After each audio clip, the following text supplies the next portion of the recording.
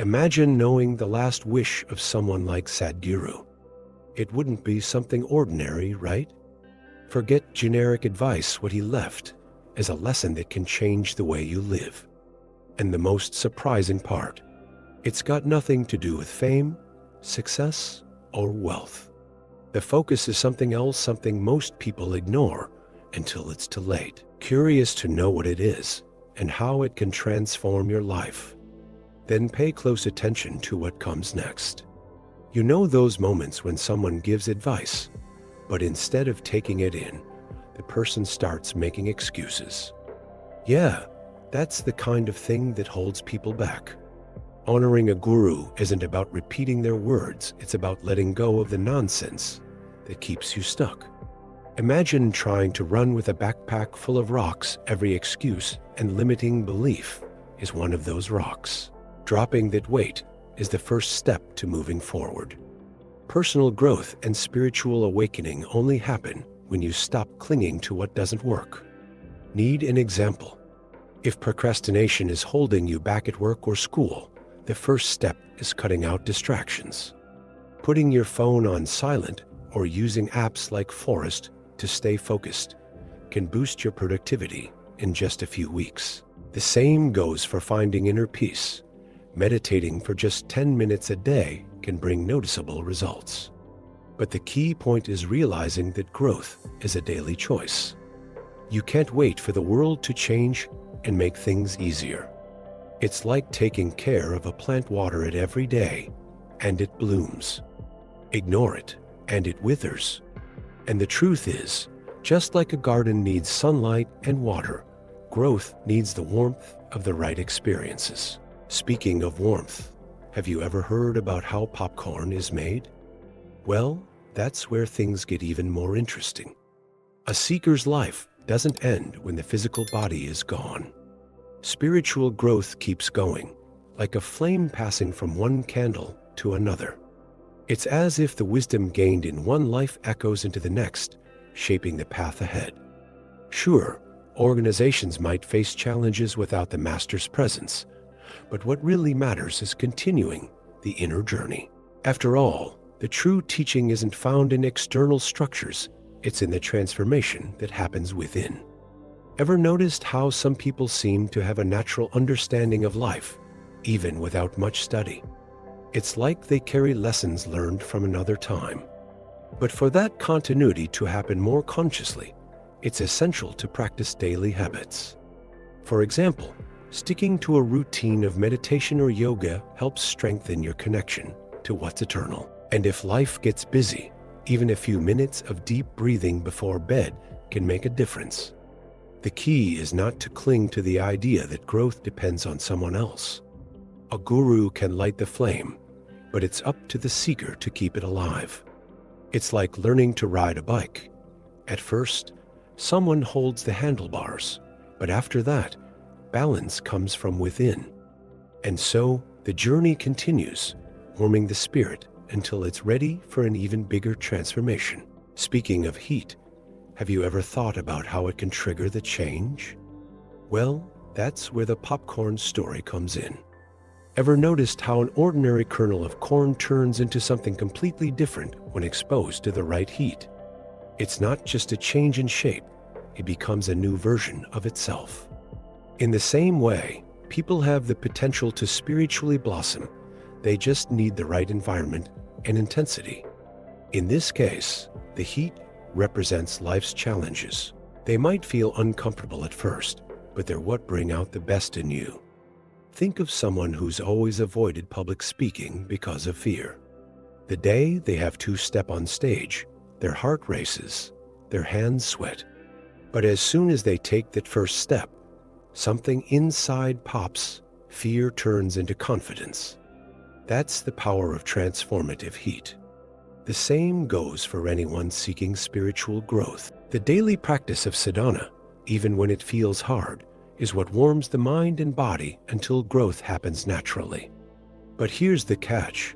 Just like popcorn needs the right temperature, the seeker has to be open to the process. You can't put the corn on low heat or take it off too soon, it won't pop.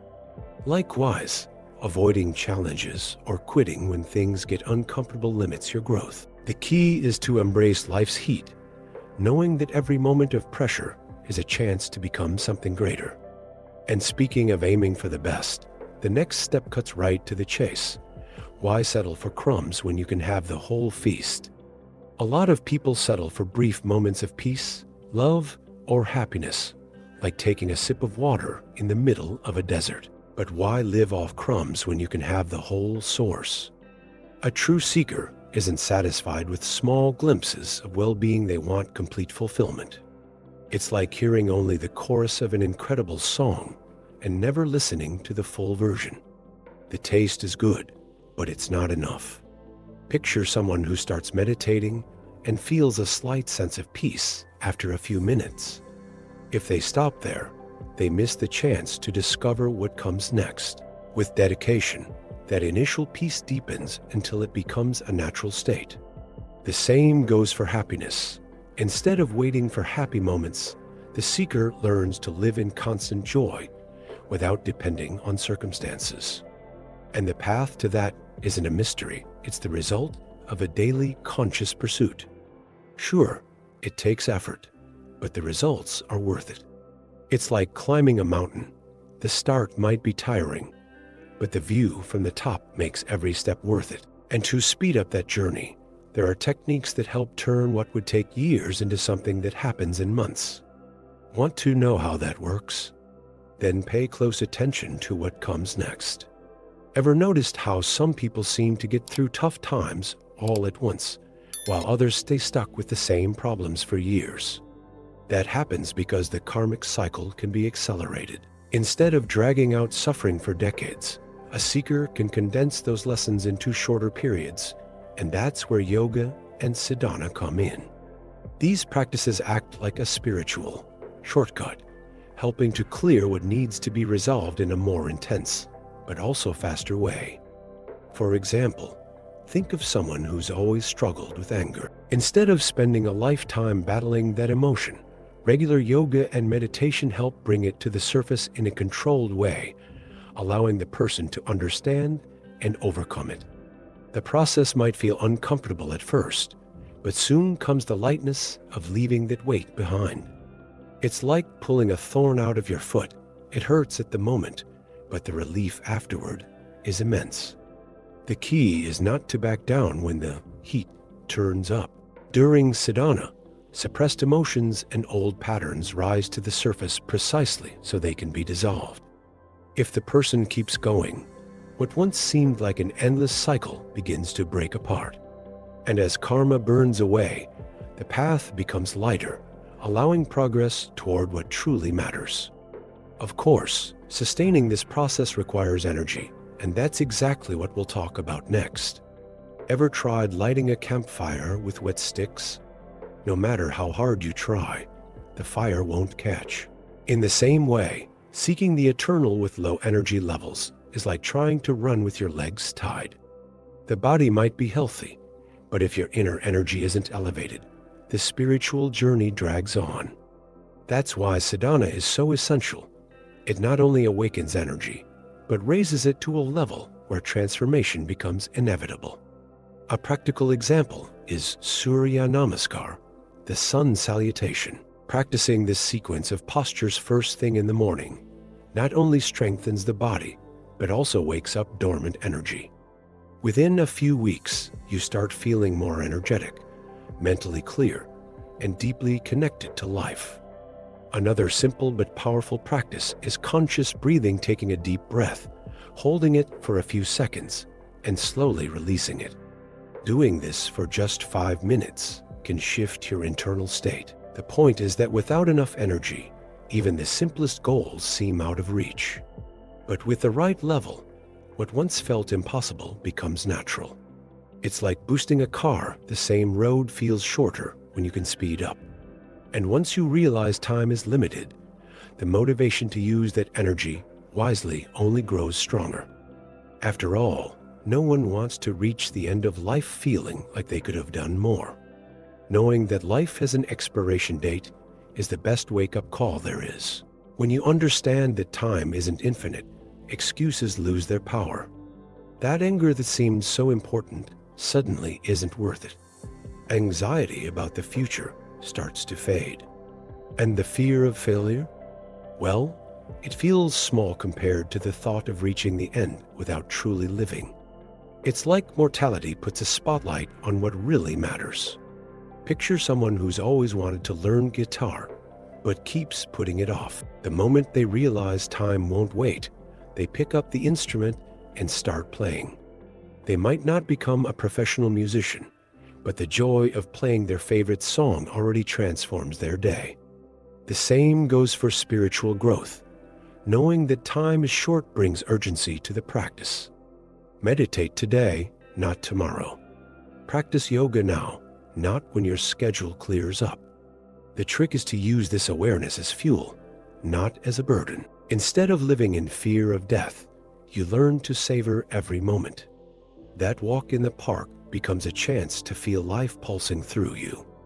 A conversation with a friend becomes more meaningful. And sadhana, that becomes a non-negotiable commitment because every day counts. And to make sure your time is well spent, the next step is letting go of everything that doesn't serve that purpose. Ever notice how a messy house makes your mind feel heavier?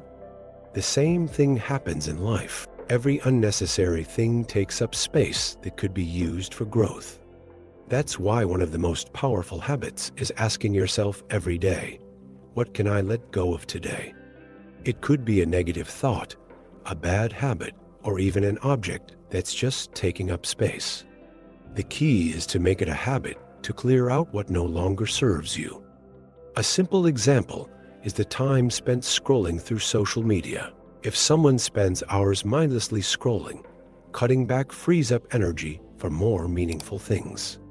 Instead of getting lost in comparisons, they can use that time to read a good book, meditate, or practice yoga. Another thing is dropping the habit of daily complaints. Grumbling about something you can't change only drains your energy. Replacing that habit with looking for solutions makes a huge difference. The key is to make this a daily practice, like making your bed in the morning. Every day, remove something that doesn't contribute to your growth. It could be an object you no longer need, a commitment that doesn't make sense, or even a thought that weighs you down. Over time, life feels lighter, your mind gets clearer, and your spiritual path becomes more open. And with fewer distractions, it's easier to focus on what truly matters, and that's where dedication without expectations comes into play. Ever noticed how expecting instant results only leads to frustration? True growth happens when you dedicate yourself wholeheartedly, without counting the days to reap the rewards. It's like planting a tree. No one digs up the soil every week to check if the roots have grown. The focus is on watering, nurturing, and trusting the process. With sadhana, it's the same. The transformation happens, but in its own time. The key is to practice with joy, not out of obligation or fear of failure. Think of someone who starts meditating, hoping to feel instant peace. If nothing happens in the first few days, the disappointment might make them quit. But if they meditate simply for the joy of the moment, without expectations, peace naturally arrives. The same goes for yoga. If someone practices without stressing about mastering perfect postures, they soon notice their body growing stronger, their mind becoming clearer, and daily life feeling lighter. Consistent dedication brings results, even when you don't notice them right away. The idea is to make the practice a natural part of life, like brushing your teeth or taking a shower. It's not something you think about, it's just something you do. And over time, the consistency opens doors that once seemed closed. What felt difficult becomes natural, and what once seemed impossible happens effortlessly. Of course, for that to happen, it's essential to stay focused because distractions are always around the corner. Imagine trying to reach a destination without paying attention to the path. Every little detour can lead you further from your goal. Spiritual growth works the same way. Distractions pop up all the time, but the seeker needs to keep their eyes on what truly matters. It's not about avoiding life's pleasures, it's about not getting lost in things that don't contribute to your greater purpose.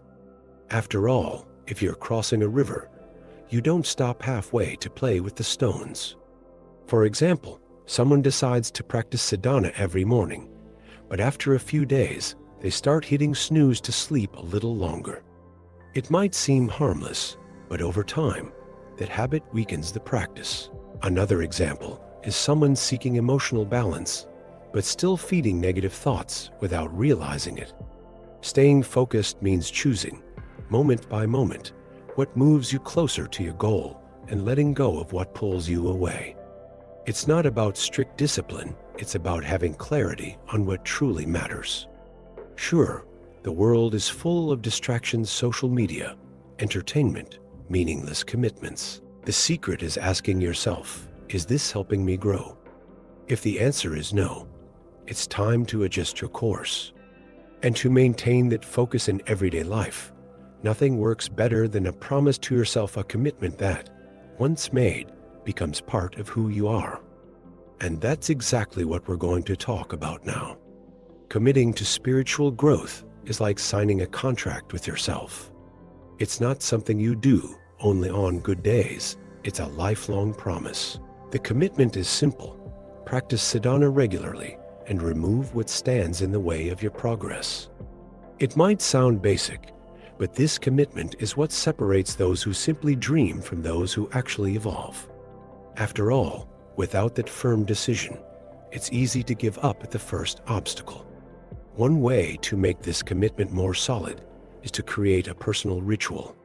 For example, writing the promise in a notebook and reading it every morning. Something like, I commit to practicing my sadhana every day, no matter the circumstances. Another tip is to set specific actions, like meditating for 20 minutes when you wake up, or practicing yoga 3 times a week.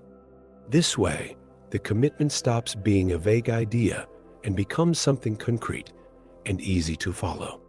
And the most important part, keeping that promise with joy, not out of obligation. Every day of practice is a chance to get closer to the best version of yourself. Over time, the commitment stops feeling like an effort and becomes a source of strength and clarity. After all, when your mind is focused and your heart is light, spiritual growth happens almost without you noticing. Now that you know the path, the question is, will you keep putting it off, or will you take the first step today? After all, time won't wait. How about starting tomorrow morning with a simple breathing exercise or a few minutes of meditation? Small daily actions create big transformations. And to keep learning, subscribe to the channel, turn on notifications, and don't miss the next videos.